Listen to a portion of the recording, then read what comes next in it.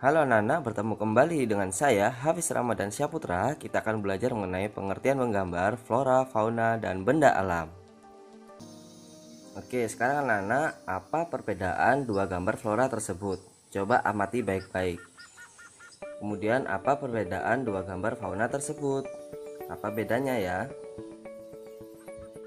Dan apa perbedaan dua gambar benda alam tersebut?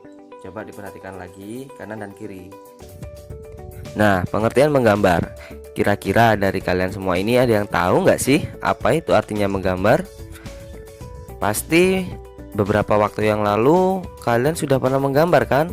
Ayo, pasti sudah pernah ya. Tapi tahu nggak sih apa arti itu dari menggambar? Hmm, Menggambar.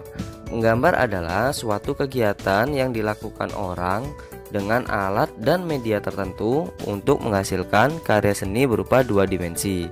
Karya seni itu ada yang dua dimensi dan tiga dimensi. Nanti akan kita pelajari lebih detail di pertemuan berikutnya ya. Untuk pengertian menggambar bisa berbeda dari tiap individu. Nah, setiap orang mempunyai atau setiap seniman mempunyai pengertian sendiri-sendiri. Berikutnya adalah prinsip-prinsip menggambar. Nah, ada yang tahu? Salah satunya adalah proporsi. Siapa yang tahu proporsi? Coba tebak. Proporsi adalah perbandingan ukuran dan objek antara bagian satu dengan bagian yang lain secara ideal dan harmonis. Menggambar dengan proporsi yang tepat akan menghasilkan hasil yang ideal dan enak dipandang. Nah, seperti ini. Kemudian adalah komposisi. Nah, komposisi susunan unsur-unsur yang memberi kesan padu sehingga karya terasa utuh, jelas, dan memikat. Kemudian ada keselarasan paduan unsur berdampingan, disebut harmoni keselarasan ya. Kemudian pertentangan paduan unsur disebut kontras. Jadi antara seperti kuning dan merah harus kontras. Kayak kalau misalkan biru gelap sama biru mentah, dia masih satu tone, masih satu warna. Nah, komposisi ini ada kesatuan, ada keseimbangan atau balance, ada irama, kemudian ada fokus dan perhatian. Ayo kita lanjutkan. Komposisi yang berikutnya. Nah, ini. Bisa kalian perhatikan ini antara gambar yang kanan dan antara gambar yang kiri. Kesatuan atau unity antar unsur tidak terpisah atau berdiri sendiri. Jadi ada dua. Ini tidak memiliki kesatuan. Kira-kira kenapa? Coba kira-kira kenapa? Kenapa kok bisa dikatakan tidak memiliki kesatuan? Ini loh bersatu. Loh, kalau yang ini memiliki kesatuan, orangnya satu. Nah, jawabannya adalah karena ini tidak memiliki kesatuan karena ada satu objek yang terlihat terpisah dan di sini ada jeda. Ya, ada space atau spasi atau ruang. Nah, seperti ini kan kesatuan, dia satu menyatu dengan yang lain juga. Jadi objeknya juga center di tengah, dilihat juga enak. Nah, ini kalau gambar seperti ini kurang enak menurut saya ya. Nah, berikutnya adalah keseimbangan atau balance, pengaturan unsur agar tidak berat sebelah atau timpang. Coba kalian perhatikan gambar di sini antara gambar kiri dan gambar kanan, gambar hope for future dan dua buah apel di atas ranting.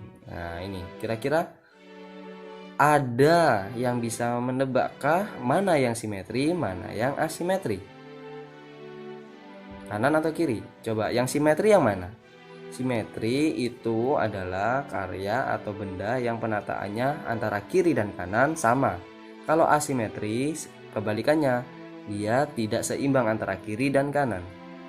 Coba yang mana? Oke. Yang simetri adalah gambar yang ini. Nah, perhatikan antara komposisi kanan, komposisi kiri, atas, bawah, dan objeknya di tengah. Nah, ini seimbang. Jadi simetri. Kemudian asimetri. Nah, ini kalau kalian perhatikan, dia seperti berat sebelah, yaitu berat di kanan. Nah, ini tidak seimbang. Di sini masih ada ruang kosong. Jadi seperti berat sebelah. Next, irama atau ritme. Pengulangan unsur-unsur rupa. Beberapa jenis irama seperti repetitif, yaitu kesan ditimbulkan dari unsur monoton atau sama. Ya, alternatif kesan gerak muncul karena unsur berseling-seling seperti ini. Kalau kalian gerakan, dia seperti bergelombang. Kalau coba kalian gerakan HP kalian, layar HP kalian atau layar laptop kalian, gerakan video ini, lihat video ini, dia seperti bergelombang.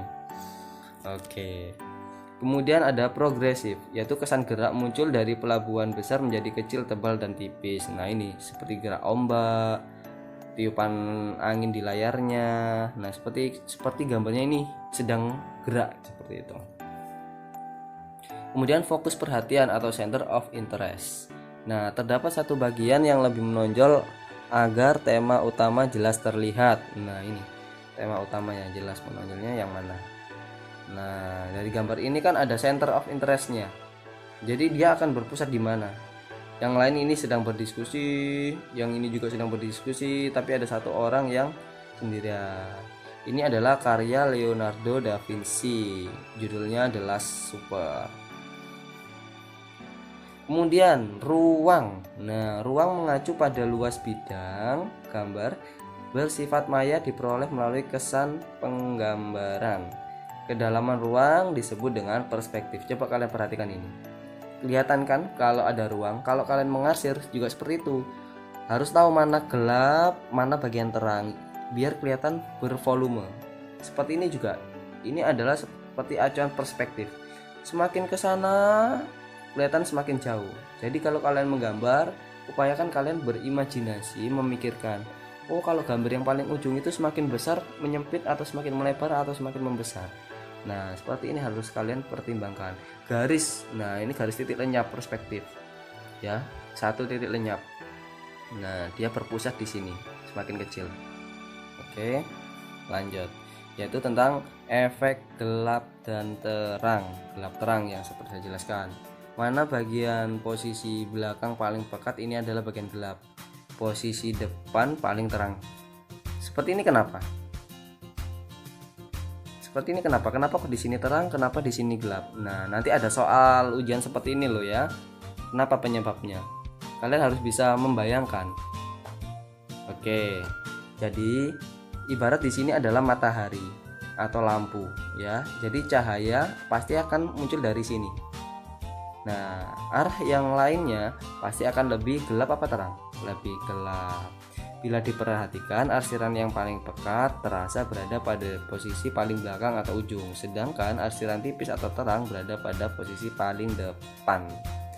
Nah, hal ini berfungsi untuk menggambarkan benda menjadi kesan 3 dimensi, kesan ruang atau kedalaman, dan memberi perbedaan kontras. Perbedaan kontras seperti ini ya. Jadi kalau di instruksi tolong gambarnya itu dikontraskan lagi, kurang kontras, jadi kurang kelihatan kedalaman dan dimensinya. Layout, yaitu letak objek gambar dengan keseluruhan bidang gambar. Prinsip layout diperlukan dalam menentukan tata letak atau posisi objek gambar. Di sini Pak Rama mengambil satu gambar. Tapi coba kalian perhatikan, kira-kira enakan yang mana? Dan gambar ini harusnya yang mana yang benar, yang enak? Mana juga yang potret dan yang landscape? Ini potret atau landscape? Yang kiri bawah atau yang kanan atas ini? Yang landscape. Yang landscape yang mana? Yang kanan atau yang kiri?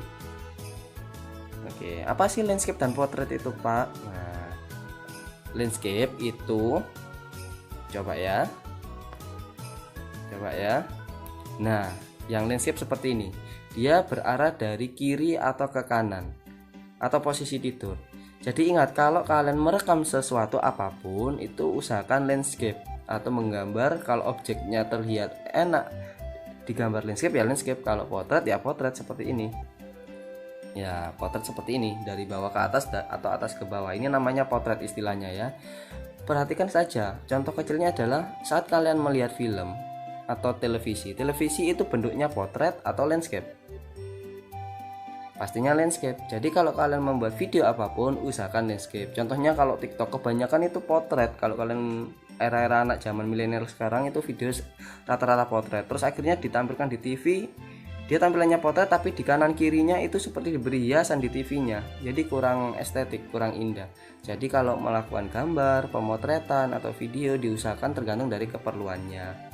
Kalau foto itu pasti ada yang potret, seperti foto potret itu foto profil ya. Foto pas foto itu harus potret. Nggak mungkin pas foto yang 3x4, 4x6 kalian harus landscape. Nah, itu harus disesuaikan. Nah, bagaimana Nana? Apakah sudah paham? Oke, tahap akhir adalah kalian silakan mengerjakan tugas yang sudah disediakan